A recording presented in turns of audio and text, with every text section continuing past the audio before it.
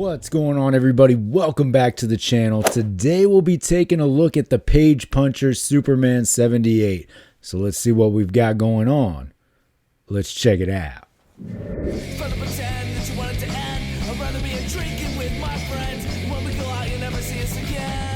As promised, today we'll be taking a look at the Page Puncher's version of Superman 78. So let's see what we've got going on. Taking a look at the package, we are under the DC Direct subline for McFarlane Toys, DC Multiverse stuff. So you've got the very open plastic package there with the comic in the back, a card at the bottom, all the same hands that we received with the other two Christopher Reeve Superman figures.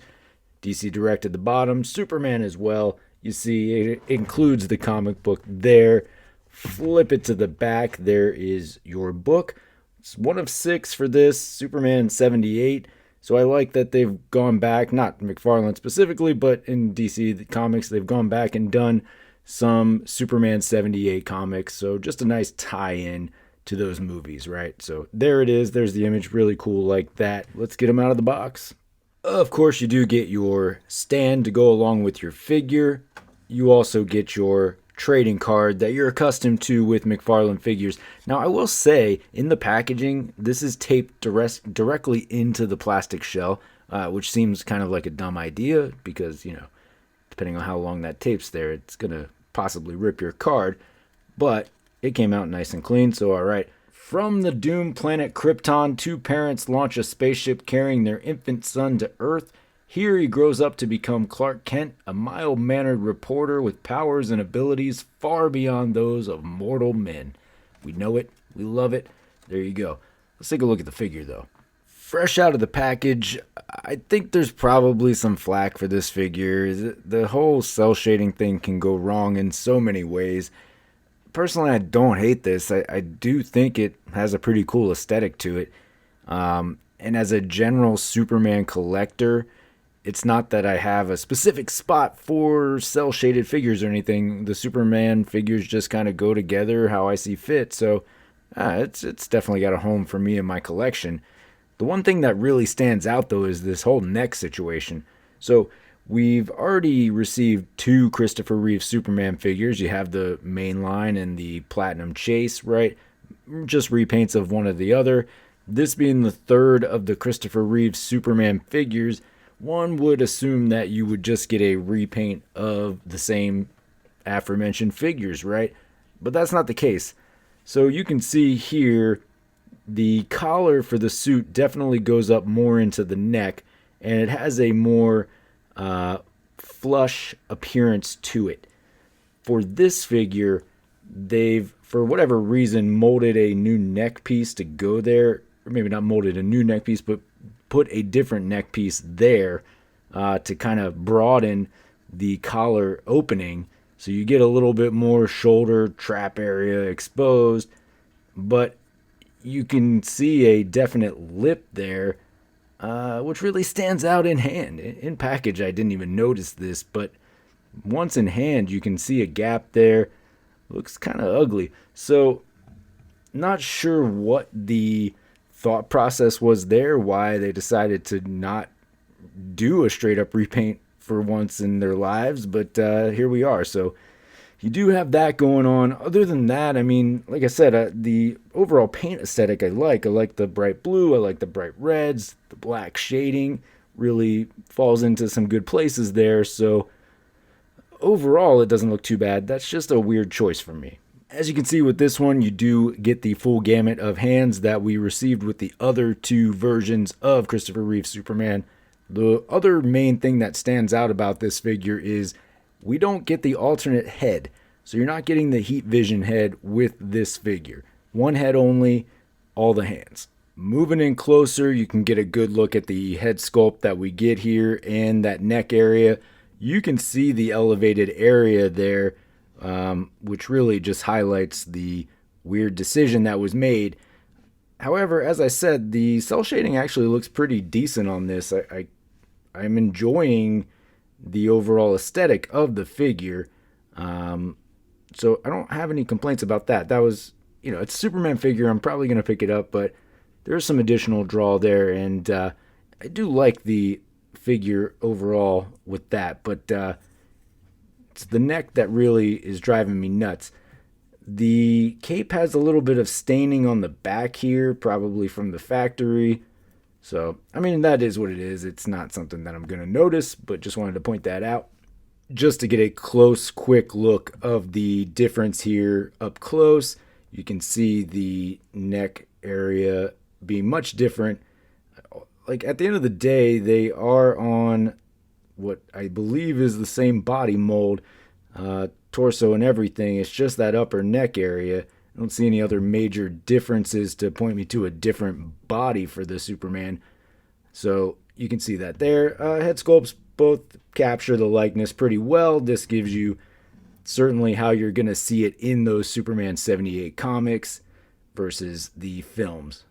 Articulation remains the same, so your head will go down and look to there, almost at the base of the neck, up again only to there, so we get a changed out neck, but the same amount of backward motion. A little bit of rock and plenty of movement around. You are on these same shoulders that give you the gap in there, but they do move all the way around and give you some back and forth motion. Just really needs to be updated there. It's looking outdated, even though it's not really that old of a scheme. Upper bicep cut, double jointed at the elbows. Pin, but pins are the same color. And then your ball with the hinge at the wrist there. You get the upper torso that moves around, and you get it at the lower as well. So you've got the bell on both ends there. Diaper doesn't look too bad. Leg kicks up to there. Back to there, you get the gap. Out to there. Gap down there. Nothing at the upper thigh. Double jointed pinned at the knee. Nothing at your boot. And then your ball and hinge swivel at the ankle. Hinge at the toe. We did get a wired cape with this one, as well as the predecessors to this figure, so you do have that going for you, which is a nice touch. As I've said before, I'm not the biggest fan of soft goods on action figures. I know it's kind of counterintuitive to the whole idea, but something about just the nostalgia of the plastic. However, these capes are growing on me when done well. It's just the overall aesthetic of the collection. It clashes. For your hands, you get some open hands. You get your flared out hands. You get a set of fists. You get a set of gripping hands. You get your pointer, and you get the key for the Fortress of Solitude. Now this key, as you'll notice, is painted a brighter green, as opposed to the one that came with your other versions, which is a translucent green. For comparison, here he is backed up against our other two Christopher Reeve Superman figures from McFarlane Toys DC Multiverse.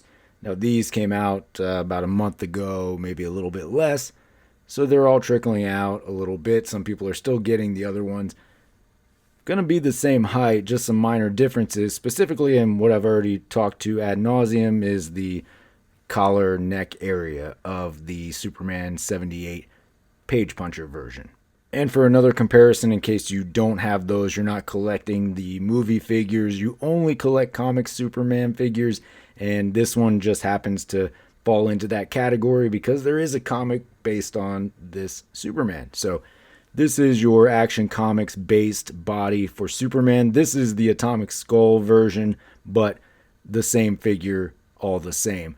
So the Christopher Reeve one, as I mentioned in the other review, does come out a little bit taller, and that makes sense. He was a tall guy, so you can see there.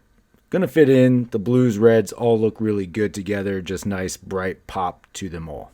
All right, folks. Well, there you have it. There is your DC Direct McFarlane Toys page punchers, etc., Superman 78 cel-shaded version. That's too much going on there. Anyway, there he is.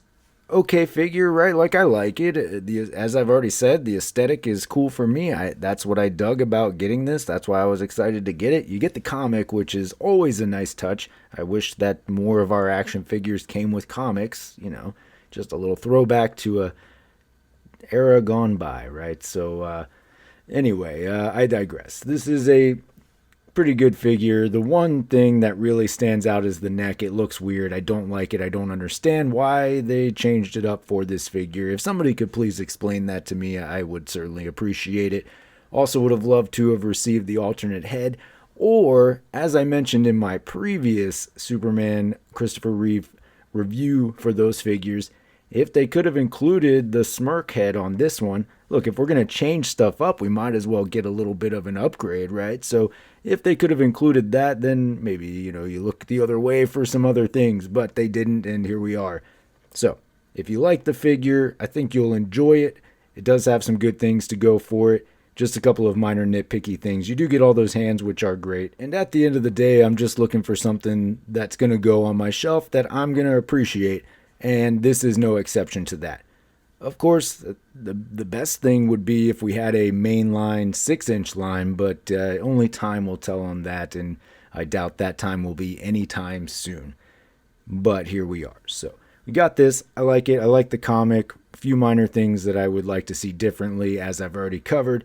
Let me know your thoughts about this one down in the comments below. Which of the three do you prefer? Are you getting all three? Do you only like one of the three, which is probably the regular version? Which makes total sense, right? I can understand not wanting the platinum or this comic version, but if you appreciate all three, let me know that too. Folks, I appreciate you listening to me ramble. That was the 2 cents. Do what you want with that information. Thank you for checking out this video and staying this long if you have. Of course, you can always find me on any of these socials down here.